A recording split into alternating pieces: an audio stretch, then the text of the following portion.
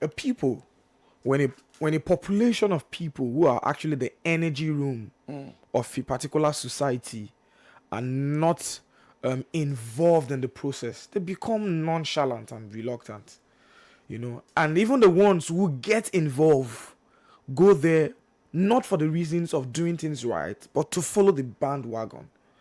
The Nigerian youth is not empowered. They're just indifferent. If I'm going to go by the submissions, the three submissions you rolled out, you said empowered, endangered, or indifferent. Indifferent. I will not say they are endangered. Okay. I will not say they are endangered. They are just indifferent. And that indifference is rising from a place of nothing is still going to change. That's just the sad reality. That's what they've come to accept. It doesn't really translate to how things can actually be, but that's what they've come to accept, that our actions, the things we do not bring forth any change. So what are we going to do? We're just going to be on social media, try to drive certain conversations within our powers, and then we'll let things go. However, there is the part where the time has not come. That, there's the thing about indifference. When a man gets to a phase of indifference, there are series of events that have actually pushed him to a corner, and he's like, well, anyways, anything they want to do, let them do. But when a man gets off that phase after indifference, it's push. So there's the phase where there's the pressure, there is the pressure of negativity on them, and then they just be like, oh, whatever happens. But the phase that comes after that is what actually makes the change. And I think the Nigerian youth have not gotten to that point yet. Okay, still on this area, because you didn't talk about empowerment. You only talked about indifference. He mentioned about three, right? Yeah. Empowered. Are they empowered, endangered, or indifferent? You said you're not going to regard the Nigerian youths as endangered, but you talked about indifferent. Well, are they empowered? Politically, economically, socially? Empowerment basically comes from, I would like to classify that social empowerment as the strides that youths in Nigerians have made in their various endeavor, devoid of political involvement. So I'll talk about music, the creative industry, and as the case may be. That's what I'm saying. Politically thrives on the social strength.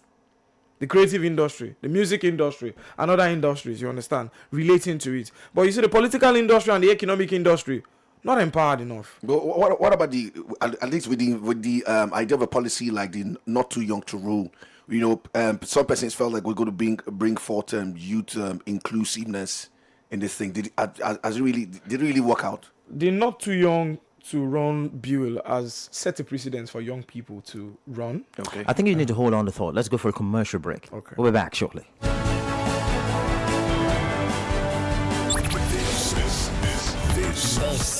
This is your golden moment.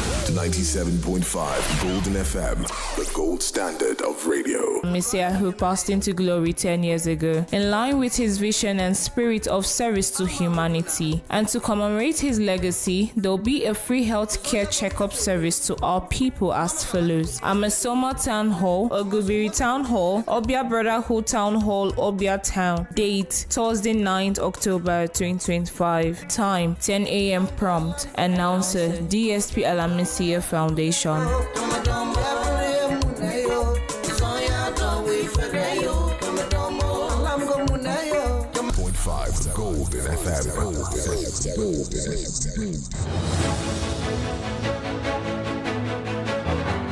Welcome back to Let's Talk Nigeria. We're looking at Nigeria at 65. Where do the Nigerian youths belong? What's the position of Nigerian youths in Nigeria? We have Robert Derrick here with us looking at this issue. Before we went on our commercial break, you were responding to a question asked by Paul Bass. But in addition to that question, look, unemployment, underemployment remain major issues for young Nigerians. Why do you think this challenge persists despite numerous government initiatives? Okay, it's beautiful to set up initiatives, but initiatives that drives on just paper resurrection and not actual implementation is not it's not a framework that thrives. You see, Nigeria, over time, I've come to see that we are in a system where we love to do lots of paperwork. Our programs are social aesthetics. They do not serve the purpose of real implementation. So when you look at it, you have a population where we have lots of university graduates, but very few people with minimal skill. And the lopside of it is that the system itself is not creating enough space to carry all of these people in one accord.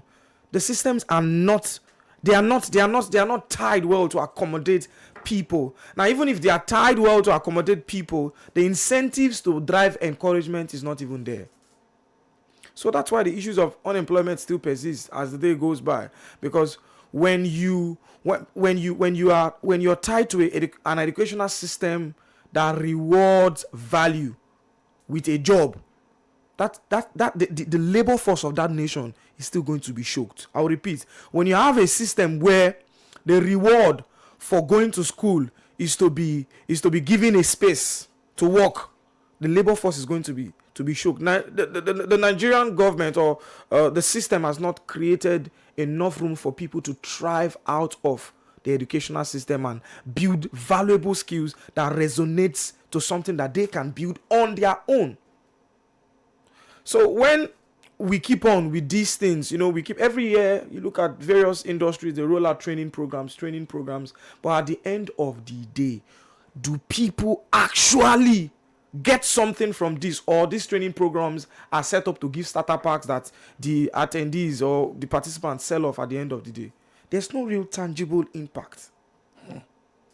Okay, so now with that, let me go with this. There's an analogy that many young Nigerians are really turning to, to tech, entertainment, entrepreneurship, which you mentioned. But how can these sectors be leveraged properly to reduce youth and underemployment and foster national development? How can these things be used properly? Please come again.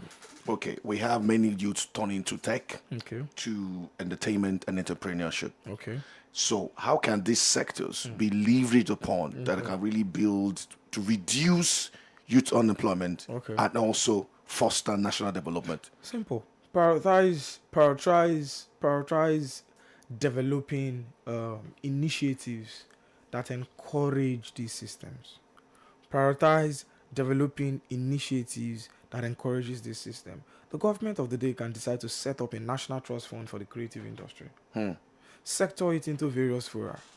Have people manage these funds. Identify people in these industries. Build on them. Recycle those who are experienced to mentor the ones who are coming. Get professionals, consultants to mirror them towards leveraging their skill set or their creativity for financial returns outside the borders of the likes of Burna Boy, Davido, and what have you. They get paid in dollars for some of their bookings. True. Many of these bookings do not come from Nigerians. They come from people outside of the country. Yeah. Now, if we can set up a space that allows for these industries, let's say the tech ecosystem, the music industry, and the other lines, put them in proper perspective. Set up a trust fund. Have people who are in these systems to manage them. Also set up a committee, maybe a subcommittee, to monitor the people who are managing this system. And like I said, year in or quarterly, roll out programs that sources for new people, subject them to a training, an effective training that will help them develop their skill. Because, without proper knowledge sets to monetize it, it's as good as waste. And I think what's facing many of these industries is how to monetize their resources. Now, for the tech ecosystem, you need to get skilled up highly for you to get into the labor market. The labor market in tech is even saturated. It's thick. It's very thick. It's not easy to thrive into that, to just dive into. Because I know what it takes for you to get to that point. It's not so easy, but once you get it right. But however, it is going to become easy if we consciously beam our searchlight into this industry and be like, there's gold mine here. How about we work on it? For now, the system is not put together. It's loosed. So mentorship could really just get that main that. Mentorship, streamline projects, and a pool for funding, a trust fund that largely people can access. Say I have an initiative and I there that I believe is noteworthy. I can come to, let's say, the National Creative Trust Fund and pitch my idea. They look at it, they interview, they call me up, I give them the indices. This is where I'm estimating that this thing can be in the next 2-3 years. This is what I need. These are the platforms I need to thrive. Okay, how much do you need for this? Okay, I say I need 10 million naira just to start. And in the next few years, I'm hoping that with returns, promotions, and all that, I can get this. Okay, let's see you fly on this. Even if you don't get to the point of let's see you fly on this, okay, how trained are you? Do you want training to further boost what you have? Okay, then you give the person a 5-year mark, or a 10-year mark, or a 2 or 3 year mark. Let's see what you can produce. If you cannot produce, we'll have to redirect you to another fora, or we'll have to pull you out of this system. When you set all of that, or you do something similar to that, you would attract people who are consciously driven to make something valuable for themselves and not just mediocres. But you see, many youths feel disillusioned by corruption, inequality, to restore faith in the system. Because this is a major problem. Okay, what can be done to restore faith? Restore faith in the system. If you ask me that question now, I honestly, I'm trying to play my head around how we can restore faith in the system, because the truth is, the belief system for young people in the Nigerian system is really low. It's very low. It's really low. So I had to ask that question. Yeah, with really all low. of this you're saying now, it's really low. So I would just say maybe for a fact, we just have to the only way to restore faith is to just keep on believing that things will turn out right. There's no practical wand that is tentative. Things will change. No, it's just believe for the system and conscious reflection on yourself to build something valuable for yourself.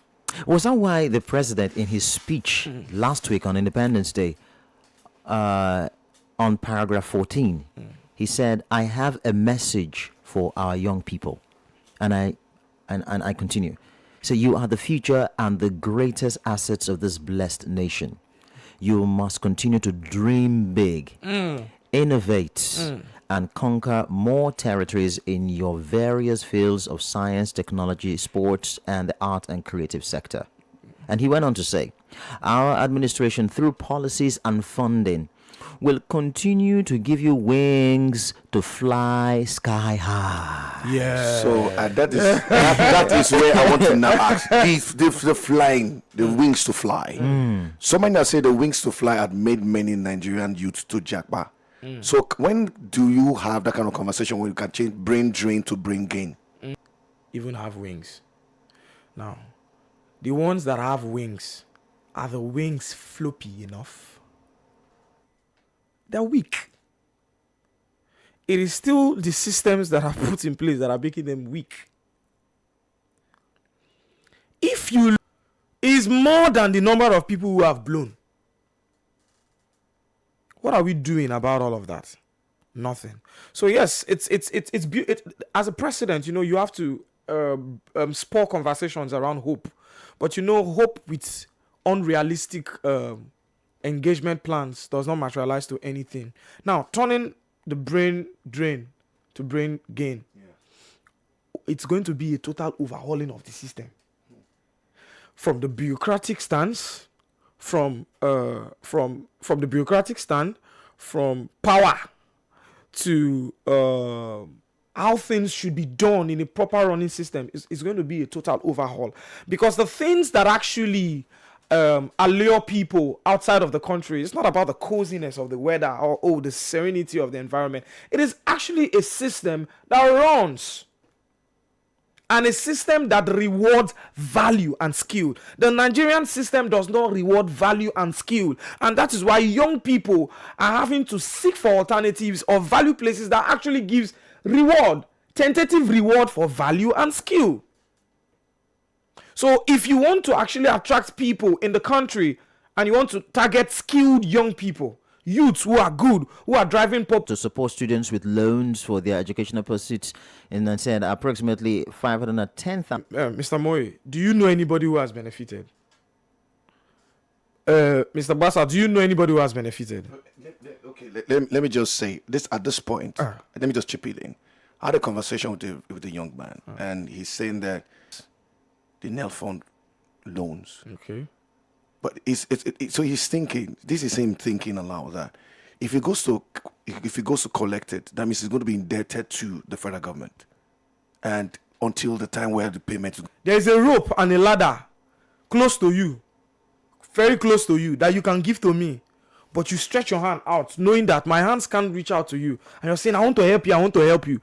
If you want to help me, bring that. In the real sense, the facet that is being created is one of the things that I don't find funny with the system we find ourselves is some of this political talk that tend to want to elaborate on things that are not even attainable. So when people access these funds, what are you actually doing them? Because if the conversations around a nation is to alleviate poverty, you guys. Now look at paragraph 15. You say credit call. That's one of the initiatives.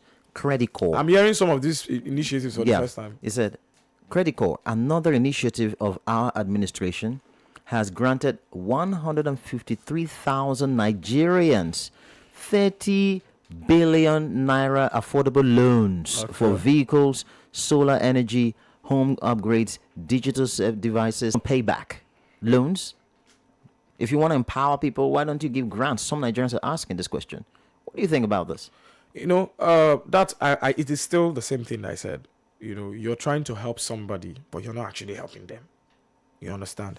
At all. So there was one time a friend of mine was saying that he did something with the federal government, one initiative, and they debited money from his account. I don't know how that was true, allegedly. And I that's giving me an impression. I don't advise anybody to go for all of these things and all that. You see, if we want to really drive change in this country, we need to not be having paper projects resurrections. We should tentatively drive conversation down. You know, some of these projects are just paperhead projects to be on record, to be in the history books that we did this thing at this point in time. But who benefited? And the people who benefited, is this something that is sustainable? You see, developmental processes or procedures that cannot marry sustainability is dead on arrival. And that's why it is not healthy to give a man food. Because how long are you going to keep feeding him? Teach him how to sustain himself. And be serious about that. Okay, let's go. While we're looking at solutions now, I just want to ask you sincerely, what do you think that the government, even private individuals, and private sector communities can do? Take to reposition the Nigerian youths to make them become leaders rather than victims. Okay, it starts with first a mindset conversation. Okay, it starts with a mindset conversation. The mindset conversation should come from the place that you must not see yourself as part of the problem. You must see yourself as part of the solution. Okay. Personally, that's my conviction for being a youth in Nigeria. I can talk about the problems, but as I'm living in movements that I have been opportuned to be part of, I was at the forefront of driving solutions. Every movement, from NSAS to End Bad Governance to national conversation, national discourse. I am not, if I throw you a stone, it is still me who is going to have a shield to block that stone. The impact should just be felt that a stone was thrown to you, but it was not touched. When you remove yourself from victimhood and place yourself on the periphery of solutionhood, you begin to see things differently. So when you step out of your house as a Nigerian youth, every opportunity, everything you see, you start driving conversation that will alternate minds. So it starts from a mindset shift. A mindset shift first, the mindset we have. Because many Nigerians see themselves as victims. The average conversation is Nigeria matter. Nigeria matter, the country. And realistically, it is what we have found ourselves. But how can we make things better if we are not seeing it from a different perspective? Let's open the phone lines now. 0707-747-1522, 0912-000-1975. We told you that this conversation is for you. You have to be part of it. We're not going to do all the talking alone. We've done quite extensive talking. It's time for you now to contribute to the conversation. 0912-000-1975, 0707-747-1522. You can head on Facebook, right? We are live, streaming live right there. Drop your comment. comments there. We're going to be reading them out. Let's take the first call. Hello, good morning. Thanks for joining us. Hello, good morning once again. Good morning. Yeah, I still Mensa Pere, Radio Glassa, reporting from Europa. Good morning. Yeah, I greet our guest in the house. An educated fellow. God bless you, sir. Thank you. Thank you. Yeah, the discourse on ground. Nigeria at 65. What is the future of Nigerian youth? That is a very beautiful and very elaborate question. But let me look at it and let me come from this angle. The retrogression we are just talking about, it is because of the oppression from the elites and from the so-called leaders. It's because of this word oppression. That is why the youth society is giving birth to this Japa syndrome. But moving forward, I don't want to take much of the studio time. Moving forward, the only way out is a word that I think sometimes I don't know, I can't, R-E-V, something like that, but I can't remember the remaining letters. I think that is the only way out. But moving forward, I think we must get back to status. And when certain schemes or whatever is being contracted to persons who don't have ulterior motive, will such a thing come to fruition? It won't be. Nigeria has been into the state of contract. Every program, everything they do is being contracted. And these persons who handle these things for the benefit of the youth, and more or less for people who don't want the good of the youth, how will we get things right? And whereas the youth don't even have the privilege to have such opportunity for things that will be contracted. So not until we disorient, we get ourselves oriented from corruption. We deviate from corruption, there won't be anything. It has nothing to do with in power. But not until we erase corruption out of our system and mindset of the said leader, we won't get anything. Thank you. Thank you very much, Aye, for your contribution. Now, Derek, look, respect, discipline, and patriotism seem to be fading among young people. How do we rebuild these values without sounding like we are blaming the young people? Okay.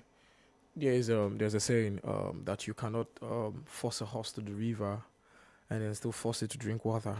There's also a saying that when you push a man to the wall, he's certainly going to bounce back. At this point in time, it will be counterproductive to table conversations of respect, especially for the Nigerian system that's the elites. It's going to be counterproductive to raise such conversations to young people. I am saying this because many young people are not happy with the way things are going. So for you to get to them, you don't have to start the conversation from demanding loyalty from them. Because you can't talk about respect without expecting loyalty from a person. You understand? So just to answer your question, as much as I know that it is not the right time or it is not possible to drop such conversations with the way things are going in the country, I think the best way to go about it is to make sure that we make this system workable for youths and, in quotes, safe. Workable and safe. Some of the issues that agitate young people, youths in this country, are the issues of security and empowerment. Security first and empowerment. You need to make the environment safe for them, because when the environment is safe for them, then they can now feel okay to listen to you. If you agitate me, there's nothing you're going to do for me that would work. The Nigerian system is already agitating young people. So how do you expect somebody who is agitated to give you regard and respect? You've already rattled him. So as you've rattled him, he's going to bounce off. So make the environment safe. When you make the environment safe and give them what they want, then the issues of respect can come to the table. They can now listen to you and say, okay, well, since this is on board, let's flow with this. Otherwise, it's going to be off the hook. Now, to patriotism. You want to demand patriotism from a group of people that has been subjected to oppression by your own actions? It is not possible. You can't demand patriotism at that. And the question is, for those young people in this country who have been patriotic over time, what validates for more actions from other people? If I see that the nation I am in rewards my actions, other people will follow suit. Which brings me to the question, what is the reward system for the young Nigerian, the young man on the streets of Lagos, Bayelsa, Kaduna, who is doing the right thing? What is the reward system? Okay. Let's just quickly get to Facebook. We have a comment there from AB Charles. It's a nice topic. The youth should wake up and say no to 10,000 naira and let their card PVC speak for them. That's interesting. Interesting. Thank you very much, AB. Let's go. Let's take this call. Hello. Good morning. Hello. Good morning, my Steve. Good morning, Paul Bassa. Good morning to your guest. Good morning. Good morning. Yeah. Yes, I think our Nigerian system is deliberately designed to keep majority of the people in abject poverty. That is what it is. That's the simple truth. The system is designed to keep majority in this poverty state so that they cannot protest, they cannot object, they cannot even fight back. We are thinking of what to eat. How do you have strength to fight back? So I feel that maybe when they want to manipulate, it will be easy for them to manipulate the system. The ruling class, the majority of them, they want to remain in power. They always in power. Make things work, but they're not interested in all those things because they want the people to remain where they are so that people keep on worshipping them every day. Let me stop here. Thank you. Thank you very much for your input. Well, we still expect more calls. 0707-747-1522, 091-000-1975. Calling and contribute. But now, okay, let's take this one before I ask the next question. Hello, good morning. Hello, good morning. Good morning. Good morning. My name is Ibano Ambakderoma. I'm calling from Onopa community. Okay. I want the youth to create their own systems that works. I'll recommend 2 books. Think like Elon, The Billionaire Mindset for Success, Innovation and Wealth by Tavin Adinati. And the next one is Thinking for a Change by John C. Maxwell. I think fortunately, in the knowledge on new economy, they can take advantage of that to create a system that works, that benefits not only them, but their parents are calling. The system in existence will not do that for them. Thank you. Thank you very much. Okay. 2 books, but let's take another one. Hello, good morning. Hello, yeah, good morning. Good morning to you. Yes, my greetings to the guests and the moderators. Good morning. Good morning. Yes, my name is Frank Ayeri. Okay, Frank. Fundamentally, the real problem I can say personally is that democracy would have been a system where the people determine the good things for themselves. But in the case of Nigeria, you see, the constitution has been molded in such a way that the riches always have their way, have no regard for the common man. Imagine, take the case of INEC, the Electoral Act, as a case study. They enacted a law that when you are in a particular party, you cannot effect. But they still leave a hole for lacuna. And the INEC, which is fundamentally a body institution that determines the leadership, where everybody relies on. Everything as a country relies on leadership. Both educationally, economically, everything relies on leadership. Where the leaders and the led that have their way, there is no credible election whatsoever that is in Nigeria. In that kind of situation, how can people not be subjected, particular people will be subjected to a second-class citizen perpetually, while others are leaders perpetually. What do you think will become of the common Nigerian? Where your votes, imagine your vote cannot be counted. You see, it can be manipulated in whichever way to favor a favorable so-called candidate for the era. In that kind of situation, where and what can we do? That is the problem. Except you are calling for a way, no matter the reason you will read, when there is no enabling environment for you to have your way, vent your thoughts, and be recognized, you cannot do otherwise. No matter, it is the government that is the fundamental body that makes the enabling environment favorable for everybody to thrive. And when that is not there, what do we do? Thank you, and God bless you. That's my case. Thank you very much. Thank you. Okay, so all right, let me take this one before we go. Hello, good morning. Good morning. I am Mark, speaking from Mac-Ake.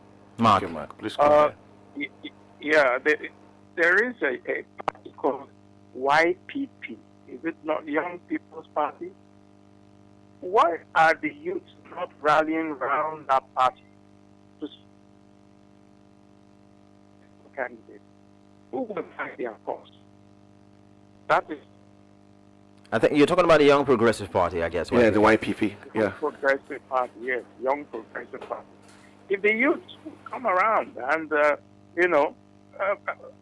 select somebody, choose somebody who is credible to, take on, I think they will do a lot of good to themselves. Thank you. All right.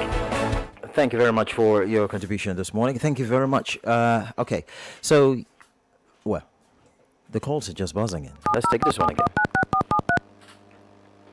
Good morning. Good morning, Moise. Good morning. Good morning. Morning.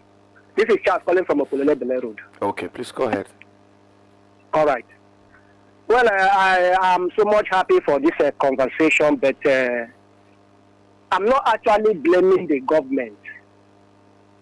Because the reason why I say so is because politics and corruption have tarnished our image. Now, let me say for the youth aspect, if they make one youth a commissioner of youth development in the state or maybe in the nation, how many youth is he carrying along? That is our problem. Our problem is that we didn't have love for ourselves and we are not sincere. If they make somebody ahead and the person have opportunity to be there and they give him money, oh, go and do this, go and do that, you see that corruption have come in, and that corruption is a disease that is eating us up in this country. So if we are continue blaming the government, the leaders are also wise, because when they give you a message and you fail, what do you think? So you think that they will fold hand and be looking at us? They are also wise. So it takes us to reinforce ourselves, to come back to the drawing board, to look at alternative measure, to solve and to deal with them, because these people are wiser than us. Thank you. God bless you. Thank you. Thank you. Those people are wiser than us. Well, interesting submission right there. But Derek, if you could speak directly to the president and let's say the governor of Bayelsa State today, what would you say about policies or programs that could truly empower the youth? Okay. What would I say about policies and programs that would truly empower the youth? Okay. Your Excellency, drive conversations about building a skillful youth population. A skillful youth population cut across relevant industry that suits the economic realities of your state or the country. Somebody was talking about reading 2 books. I would always say that developmental principles in a third world is not the same principles that would apply to a first world country. You read a book written by a man in a first world country, because books are summations of experiences of people in a particular society. Some of those things cannot be applicable here. Just to disperse that, go and read books written by John C. Maxwell. This is Nigeria, for crying out loud. The realities are embedded, they are different. You understand? But there might be some principles, though, some principles. There might be some principles, but principles thrive on applications. Applications are made possible by people in a system. The people in that system and the people in our systems are not the same. As much as I believe that certain things may work out, you need to, at some point in time, look at your own situation and think about realities, not form ideologies from a book written somewhere. There is a reason for that, because most of the book we read books, and some of these books are not even relative in a way. So that's just on that. So in continuation of what I would tell the governor, yes, identify areas that relate to your industry and build tentative skill sets around that, and then create an environment for the people who have these skills to thrive. The environment. One of the callers said, the environment, proper security, good in the tech space, and he has actually left the country. And it's like one of the reasons why he's leaving is because there's no power supply. He has lots of ideas to fit into various systems. He once had a conversation about an e-filing system where he wanted no paper to be in the Bayelsa State civil service system. You're not going to see any paper. Everything is just going to be digitalized, like no paper. Every correspondence and email correspondence, memo, prompt. But would that young man sit somewhere in Opolo and then he's walking, and then the next thing, NEPA is taking light, and then the system, maybe if it's not properly charged, it has stripped off. So even skills need healthy environments to thrive. So focus on skills development in the relevant industries. Reward value. Reward value. Don't reward mediocrity. The reason why the Nigerian youth, some are complacent is mediocrity. When a smart person, when a person who has idea comes into the picture, do we really give them value for what they bring, or we want to push them aside? Now, to the other person, the person was saying, if somebody makes you a commissioner today, the person will not carry everybody along. You see, when you become a leader at some point, you realize that you cannot carry everybody along. You just have to drive policies and programs that can involve everybody. That's your job. That's your job. So, yes.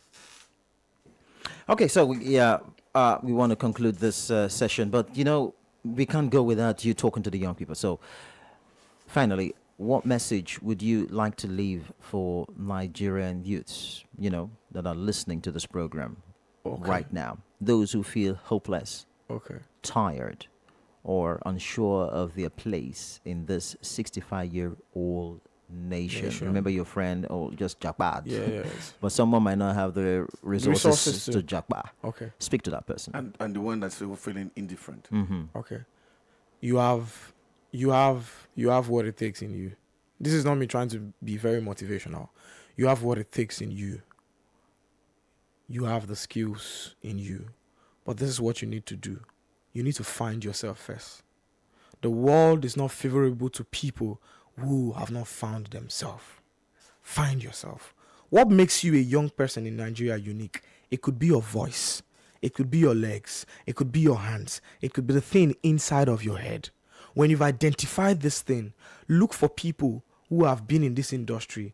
Get under them. Learn, build, and thrive.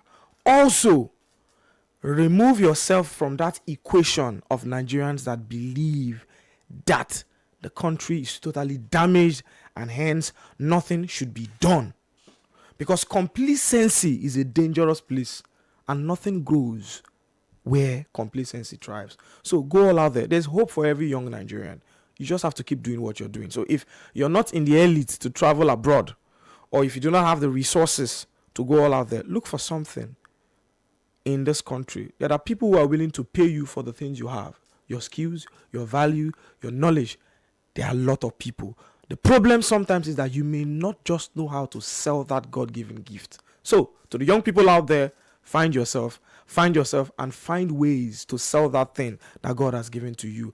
And be consistent in it. and also leverage social media.